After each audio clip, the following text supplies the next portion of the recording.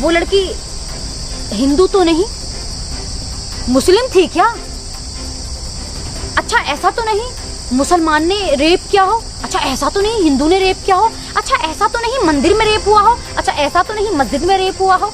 अच्छा कपड़े छोटे पहने होंगे, लेकिन यहाँ आज कपड़े छोटे नहीं बल्कि उसकी उम्र छोटी थी। मेरे देश के प्रधानमंत्री ने भी और गृह मंत्री ने भी, हाँ वेरी गुड वेरी गुड, गृह मंत्री ने भी तो ये चीख सुनी होगी जिनकी आवाज नहीं आई, और वहाँ उसका रेप होता रहा लगातार। कभी किसी चीज के बहाने उसको बुलाया जाता तो कभी किसी चीज के बहाने।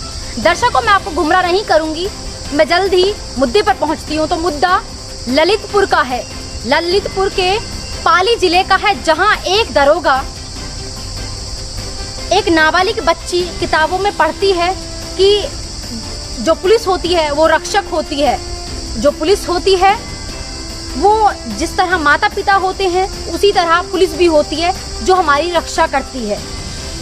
जब उस बच्ची को 4 लोग उठाकर लेकर चले जाते हैं, उठाने के बाद ललितपुर की वो रहने वाली होती है, उसको जब उठाकर लेकर किसी सुनसान जगह में ले जाते हैं, उसको पटना जगह है एक, वहां ले जाते हैं उस बच्ची को, नाबालिग बच्ची को। उसके साथ 3 दिन तक लगातार गैंगरेप होता है। गैंगरेप होने के बाद में वो चारों दंदी उस बच्ची को कोतवाली में छोड़ जाते हैं मौसी के हाथ। उसमें मौसी भी शामिल होती है उस बच्ची की। तो वहां जो दरोगा होते हैं मुकदमा दर्ज करते हैं। मुकदमा दर्ज करने के बाद में उसको एक कमरे में छोड़ देते हैं बयान लेने के लिए। लेकिन उस बच्ची को कहाँ पता होता है कि वर्दी के जो वर्दी पहना हुआ शख्स है उसके पीछे वो शख्स हैवान है। वर्दी जो पहना हुआ है वो शख्स हैवान है, उसको कहाँ पता होता है। दम रह जाती है वो बच्ची, एक उस कोतवाली के कमरे में बंद रहती है, कोने में अपने आप को समेट के सिमटे हुए चुप रहती है, दुआ करती है किसी तरह से वो अपनी माता पिता को यह बीती बताए। तो वहीं एक साथ दरवाजा खुलता है। दरवाजा खुलने के बाद एक चमक सी आती है हमारे वर्दी में से, हमारे देश की वर्दी की एक चमक सी आती है। वो लड़की उस वर्दी को देखकर होश खिल जाती है, झूम खिल जाती है कि हाँ अब मेरे रक्षक आ गए मुझे बचाने के लिए, मुझे इंसाफ दिलाने के लिए। लेकिन उस बच्ची को कहाँ पता होता है, मेरे दर्शकों, मेरे जो भाई बहनें हो, उनको कहाँ पता होती है कि वो वैसी दरिंदा उस वर्दी को पहनकर क्या करने जाता है। तो जब वो बच्ची के पास आता है, उसके मुंह के अंदर कपड़ा घुस देता है। बच्ची के बयान ये है, उसके बाद उसके साथ में रेप करता है।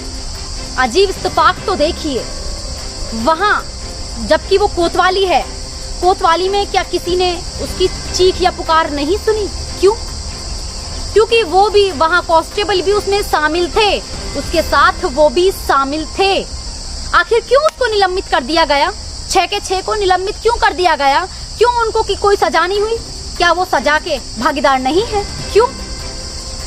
जब वो आवाज वहां से गूंजते शहर में पहुंची, शहर के साथ ट्विटर पर हुई, यूट्यूब पर हुई, जो प्लेटफॉर्म है सब पर हुई।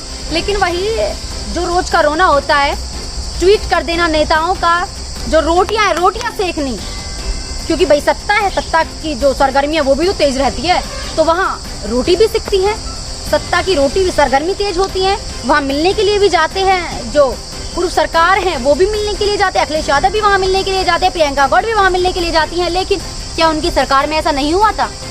तो दर्शकों, सरकार कोई भी कम नहीं है। मैं माफी चाहूंगी, मैं किसी सरकार को टारगेट यहाँ नहीं कर रही हूँ, सिर्फ सच्चाई बयां कर रही हूँ। अगर उस सच्चाई में मुझ पे मुकदमा दर्ज हो या मुझे कुछ भी होता है तो मुझे फर्क नहीं पड़ता है प्रशासन के थ्रू, क्योंकि जो मैं कह रही हूँ वो सच्चाई बयां कर रही हूँ, जो उस बच्ची के साथ हुआ है और जो हमारे देश में चल रहा है। दिन प्रतिदिन जो अपराध बढ़ रहे हैं, चरम सीमा पर बढ़ रहे हैं, मैं वो उसको बयां कर रही हूँ, जो आप मेरे चेहरे से पढ़ भी रहे होंगे। और मैं जानती हूँ जो माता पिता हैं, जिसके घर में बहन है और जिसके घर में माँ बेटी हैं, वो ही इस मेरी खबर को देखे, अदरवाइज नहीं देखे। मुझे नीड नहीं है कि कोई भी मेरी खबर को देखे, लेकिन जिसके दिल जिसके अंदर दिल है ना वो मेरी खबर को देखें, और इस खबर को देखने के बाद कमेंट तो जरूरी ही करें कि उस बच्ची के साथ क्या सही हुआ। क्यों रक्षक ही बने भक्षक? क्यों भाई? ललितपुर से लखनऊ तक जब चीख सुनी होगी तो शायद मेरे देश के प्रधानमंत्री ने भी और गृह मंत्री ने भी, हाँ वेरी गुड वेरी गुड, गृह मंत्री ने भी तो ये चीख सुनी होगी। जहां एक बयान में दर्शकों सुनना, उस बयान को भी मैं इस वीडियो में आपको सुनाऊंगी। चलिए आप सुन ही लेना इस बयान को, पहले मैं इस बयान को भी सुनाऊंगी। और देखिए जो अमित शाह है वो क्या कह रहे हैं, सुनिए। बच्चियां घर से बाहर नहीं निकलती थी। मेरठ में यूनिवर्सिटी होने के बावजूद किराए के घर में रहकर दिल्ली में अपनी पढ़ाई करनी पड़ती थी।